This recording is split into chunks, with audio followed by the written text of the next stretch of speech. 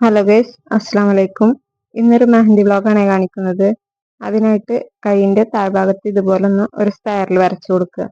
എന്നിട്ട് ആ ഒരു സ്പൈറലിന് മുകളിൽ ലൈൻസ് ഒന്ന് മാർക്ക് ചെയ്ത് കൊടുത്തിട്ട് ചുറ്റിലും ഹംസ് വരച്ച് കംപ്ലീറ്റ് ചെയ്തെടുക്കുക. അതിനുശേഷം ഈ ഒരു ഫ്ലവറിന്റെ അടുത്തൊരു സൈഡിലും ഇതിനോട് ചേർന്നിട്ട് തന്നെ ഇതുപോലെ ഫ്ലവർ വരിവരിക്ക് നിൽക്കുന്ന രീതിയിൽ വരച്ചു കൊടുക്കുക. ഇങ്ങനെ ഒരു ഫ്ലവറിന്റെ രണ്ട് സൈഡിലും ഒന്ന് കംപ്ലീറ്റ് ചെയ്തെടുക്കുക. അപ്പോൾ നമ്മുടെ ചാനലിൽ 200 കൂട്ടുകാരായിട്ടുണ്ട്. ഇനി ചാനൽ സബ്സ്ക്രൈബ് ചെയ്യാതെ കാണുന്ന കൂട്ടുകാരും അതുപോലെ തന്നെ ആദ്യമായിട്ട് വീഡിയോസ് ഒക്കെ കാണുന്ന കൂട്ടുകാരും ചാനൽ സബ്സ്ക്രൈബ് ചെയ്ത് സപ്പോർട്ട് ചെയ്യണേ. അതുപോലെ തന്നെ നിങ്ങളുടെ ഫ്രണ്ട്സിനും കസിൻസിനും ഒക്കെ ഒന്ന് ഷെയർ ചെയ്ത് കൊടുക്കുകയും കൂടെ ചെയ്യണേ. ഇനി ഫ്ലവേഴ്സ് ഒക്കെ വരച്ചു കഴിഞ്ഞിട്ടുണ്ടെങ്കിൽ കൈയിന്റെ ഏകദേശം സെൻറ്റർ ആയിട്ട് വരുന്ന ഭാഗത്ത് ഇതുപോലെ ഇത്തിരി കറവ് വരുന്ന ഒരു ലൈൻ വരച്ചു കൊടുക്കുക. ഇനി ആ ഒരു ലൈനിന് മുകളിലായിട്ട് ഒരു സ്പൈറൽ വരച്ചു കൊടുത്തിട്ട് അതിന് മുകളിലായിട്ട് ചുറ്റിലും ഒന്ന് ഹംസ് വരച്ചെടുക്കുക. ഇങ്ങനെ ഈ ഒരു ലൈനിൽ മുഴുവനായിട്ടും ഇതുപോലെ തന്നെ ഫ്ലവേഴ്സ് അടുപ്പിച്ച് നിൽക്കുന്ന രീതിയിലൊന്ന് വരച്ചു കൊടുക്കുക. പിന്നെ ഞാൻ ഇതുവരെ 5-6 ബ്രൈഡ്സിന് മാത്രമേ മെഹന്തി ഇട്ട് കൊടുത്തിട്ടുള്ളൂ. അതും ആദ്യമായിട്ട് മെഹന്തി ഇട്ട് കൊടുക്കുന്നത് 12 വർഷങ്ങൾക്ക് മുമ്പ് ഒരു കസിനാണ്. ഏകദേശം 10ാം ക്ലാസ്സിൽ പഠിക്കുന്ന ടൈമിലാണ് ആദ്യമായിട്ട് മെഹന്തി ഇട്ട് കൊടുക്കുന്നത്. ആളുടെ ഒരു കയ്യിൽ ഞാനും ഒരു കയ്യിൽ വേറെ കസിനും കൂടെയാണ് അന്ന് മെഹന്തി ഇട്ടത്. വരക്കാൻ പേടിയാണെന്നൊക്കെ പറഞ്ഞ് ഒഴിഞ്ഞു മാറുന്ന ടൈമിലും അതൊന്നും കുഴപ്പമില്ല, എന്തായാലും വരക്കില്ല വേണ്ടെന്നൊക്കെ പറഞ്ഞിട്ട് അന്ന് മെഹന്തി ഇട്ടിരുന്നത്. ആ ഒരു ടൈമിലൊക്കെ കൂടുതൽ ഡിസൈൻസ് ഉൾഭാഗം ഷെയ്ഡ് ചെയ്ത് കൊടുക്കുന്ന ഡിസൈൻസ് ആയിരുന്നു. ഇന്നത്തെ പോലെ ഒത്തിരി ഡിസൈൻസ് ട്രൈ ചെയ്ത് നോക്കാനോ അല്ലെങ്കിൽ സെലക്ട് ചെയ്ത് വെക്കാനുള്ള ഓപ്ഷൻസ് ഒന്നും ഉണ്ടായിരുന്നില്ല. അന്നൊക്കെ ഡിസൈൻസുകളുടെ ബുക്ക് വാങ്ങിക്കാൻ കിട്ടുമായിരുന്നു. 5-10 രൂപക്കൊക്കെ ബുക്ക് കിട്ടുമായിരുന്നു. അങ്ങനെ ഞാനും കസിനും കൂടി മെഹന്തിന്റെ ബുക്ക് വാങ്ങിക്കാൻ പോയ ടൈമില് അന്ന് ഒരു പരിചയമില്ലെങ്കിലും അയക്ക് പറഞ്ഞ് ഇതിന് ക്യാഷ് വേണ്ട, നിങ്ങൾ കൊണ്ടുപോയിക്കോളി, നിങ്ങളുടെ പ്രാർത്ഥനയിൽ ഒന്ന് ഉൾപ്പെടുത്തിയാൽ മതിയെന്ന്. അന്ന് ആ ഒരു ടൈമില് കട തുടങ്ങിയിട്ട് കുറച്ചായിട്ടുണ്ടായിരുന്നുള്ളൂ. അങ്ങനെ 2 പേർക്കും ഓരോ ബുക്ക് വീതം തന്നു. അവിടുന്ന് കുറച്ച് വർഷങ്ങൾ കഴിഞ്ഞിട്ടാണ് ആദ്യത്തെ ബ്രൈഡൽ ഡിസൈന് ആ ഒരു ബുക്കിൽ നോക്കിയിട്ട് റെഫറൻസായി എടുത്തിട്ട് ഞങ്ങൾ വരച്ചു കൊടുക്കുന്നത്. എൻ്റെ ബുക്ക് ഞാൻ ഇന്നും സൂക്ഷിച്ചെടുത്ത് വെച്ചിട്ടുണ്ട്. ഏതെങ്കിലും ഒരു വീഡിയോന്റെ കൂട്ടത്തിൽ ഇൻഷാ അള്ളാ ഞാൻ കാണിക്കുന്നുണ്ട്. ഇന്നിപ്പോ ആ ഒരു കട നടത്തുന്നത് ഐക്കാന്റെ മകനാണ്. ഇപ്പോ ഏകദേശം 3 വർഷത്തോളായി ഐക്ക മരണപ്പെട്ടിട്ട്. ഇന്നും പല സന്ദർഭങ്ങളിലും ഐക്കയെ കുറിച്ച് ഓർക്കാറുണ്ട്. ആദ്യമായിട്ട് മെഹന്തിന്റെ ബുക്ക് കയ്യിൽ കിട്ടുന്നത് ഇക്ക തന്നിട്ടാണെന്ന് പറയാറുണ്ട്. ഐക്കാന്റെ മരണം വല്ലാത്തൊരു ഷോക്ക് ന്യൂസ് തന്നെയായിരുന്നു. ഐക്ക സുഖമില്ലാതെ ട്രീറ്റ്മെന്റിലായിരുന്നു എന്ന് അറിഞ്ഞിരുന്നത് മരിച്ച ശേഷമാണ്. ചെറുതും വലുതുമായ എല്ലാ അസുഖങ്ങളിൽ നിന്നും പടച്ച റബ്ബ് നമ്മളെ കാത്തുരക്ഷിക്കട്ടെ. അതുപോലെ നമ്മളിൽ നിന്നും നമുക്ക് ചുറ്റുമുള്ളവരിൽ നിന്നും മരണപ്പെട്ടുപോയവരുടെയൊക്കെ പാപങ്ങളൊക്കെ പടച്ചവൻ പുറത്തു കൊടുക്കട്ടെ എന്നും കൂടെ ആത്മാർത്ഥമായിട്ട് പ്രാർത്ഥിക്കുന്നു. പിന്നെ അന്ന് ഇന്നത്തെ പോലെ 2-3 ദിവസങ്ങൾ മുന്നേ മെഹന്തി ഇടുക അല്ലെങ്കിൽ അതൊരു പരിപാടിയായിട്ട് നടത്തുന്ന ചടങ്ങുകളോ ഒന്നും ഇല്ലാത്തതുകൊണ്ട് തന്നെ കല്യാണത്തിന്റെ തലേന്ന് ഉച്ചക്കോ വൈകിട്ടോ ഒക്കെ ആവും മെഹന്തി ഇടുന്നത്. അങ്ങനെ ആ ഒരു മെഹന്തി കഴിഞ്ഞ് 3-4 വർഷം കഴിഞ്ഞ ശേഷം അടുത്തൊരു മെഹന്തി വരക്കാനുള്ള അവസരം കിട്ടിയിട്ടുണ്ടായിരുന്നു.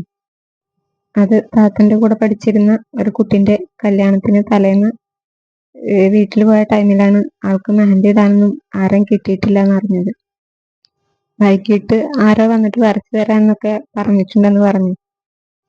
സംസാരത്തില് ഞാൻ മെഹന്തി ഇടുന്ന് അറിഞ്ഞപ്പോ എന്നാ ഇടാൻ പറ്റുമെന്നൊക്കെ ചോദിച്ചിട്ടുണ്ടായിരുന്നു. പിന്നെ തിരിച്ചു വരാനുള്ള ബുദ്ധിമുട്ടും അതുപോലെ തന്നെ ഒത്തിരി ടൈം ഇരിക്കേണ്ടതും ഒക്കെ കാരണം അന്നും ആ ഒരു വർക്ക് ചെയ്തു കൊടുക്കാൻ പറ്റിയിട്ടുണ്ടായിരുന്നില്ല. പിന്നെ ഇപ്പൊ ഒരു 3-4 വർഷം മുന്നേ കസിന്റെ കല്യാണത്തിനും അതുപോലെ തന്നെ എൻഗേജ്മെന്റിനും ഒക്കെ മെഹന്തി ഇട്ട് കൊടുത്തിരുന്നു. അങ്ങനെ 1-2 കസിൻസിന് മെഹന്തി ഇട്ട് കൊടുത്തിട്ടുണ്ട്.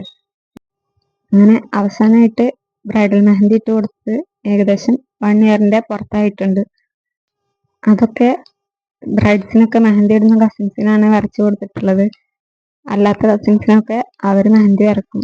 ബാക്ക് പെയിനും കാര്യങ്ങളൊക്കെ ഉള്ളതുകൊണ്ട് ഒത്തിരി ടൈം ഇരിക്കാനും ഒക്കെ ബുദ്ധിമുട്ടുള്ളതുകൊണ്ട് തന്നെ എല്ലാ വർക്കുകളും അങ്ങനെ ചെയ്യാറില്ലായിരുന്നു. പിന്നെ ബ്രൈഡ്സിനല്ലാതെ ഡിസൈൻസ് ഒക്കെ വരച്ചു കൊടുത്തിട്ട് ഇപ്പോൾ 1 ഇയറിന്റെ പുറത്തായിട്ടുണ്ട്.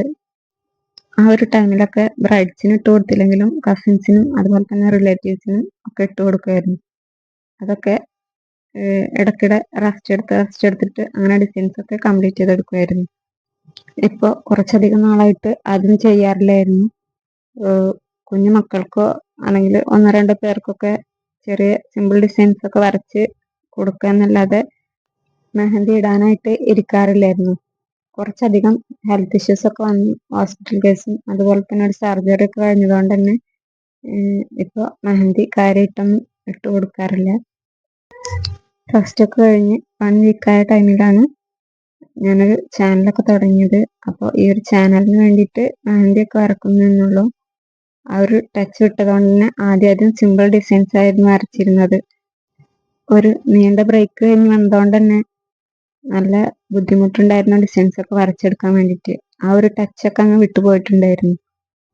പിന്നീട് അങ്ങോട്ട് കുറേ ടൈം എടുത്തിട്ടാണ് ഓരോ ഡിസൈൻസും കംപ്ലീറ്റ് ചെയ്തിരുന്നത്. ഇതിപ്പോൾ സിമ്പിൾ ഡിസൈൻ ആയിക്കോട്ടെ അതല്ല വലിയ ഡിസൈൻ ആയിക്കോട്ടെ ഒക്കെ ഒത്തിരി ടൈം എടുത്തിട്ടാണ് വരച്ചിരുന്നത്. ഇപ്പോൾ അൽഹംദുലില്ലാ വീണ്ടും ട്രാക്കിലേക്ക് വരുന്നുണ്ട്. ഇങ്ങനെ വരച്ചിട്ട് പ്രാക്ടീസായി വരുന്നുണ്ട്. ഏതൊരു കാര്യങ്ങൾക്കും പ്രാക്ടീസ് കുറവാണെങ്കിൽ ഇത്തിരി ബാക്കോട്ടാവും എന്നാണല്ലോ. ഇപ്പോഴും 3-4 മാസത്തിനുള്ളിൽ 2 ബ്രൈഡ്സിന് ഇടാനുള്ള ചാൻസ് ഉണ്ടായിരുന്നു. പക്ഷെ ആ ഒരു വർക്കും ഞാൻ ചെയ്തു കൊടുത്തിട്ടില്ല. ഇപ്പോഴും പൂർണ്ണമായിട്ടങ്ങ് ഓക്കെ ആയെന്നും പറയാനും ആയിട്ടില്ല. ഇടയ്ക്കിടെ പെയിനും കാര്യങ്ങളൊക്കെ ഉണ്ടാവുന്നത് കൊണ്ട് തന്നെ പറ്റുന്ന ടൈമിലൊക്കെ മാക്സിമം വീഡിയോസ് എടുത്ത് വെച്ചിട്ട് നല്ല അപ്ലോഡ് ചെയ്യാറാണ് പതിവ്. അതുകൊണ്ടാണ് ഡെയിലി വീഡിയോസ് ഒന്നും ഇടാത്തത്.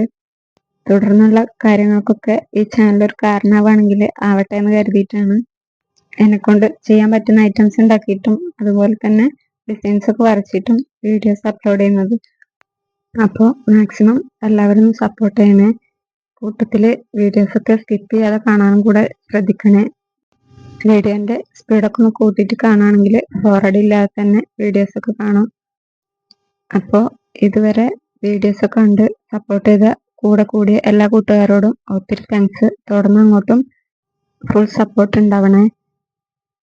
ഞാനിപ്പോൾ വരച്ചെടുക്കുന്ന ഡിസൈൻസൊക്കെ പുതുതായിട്ട് ഡിസൈൻസൊക്കെ വരക്കാൻ ഇഷ്ടപ്പെടുന്ന കൂട്ടുകാർക്കും അതുപോലെ തന്നെ സിമ്പിൾ ഡിസൈൻ പ്രാക്ടീസ് ചെയ്യാൻ വേണ്ടിയിട്ടൊക്കെ ഇഷ്ടപ്പെടുന്ന കൂട്ടുകാർക്കും എളുപ്പത്തിൽ ചെയ്ത് പഠിക്കാൻ പറ്റിയ ഡിസൈൻസാണ് കൂടുതലായിട്ട് കാണിക്കുന്നത്.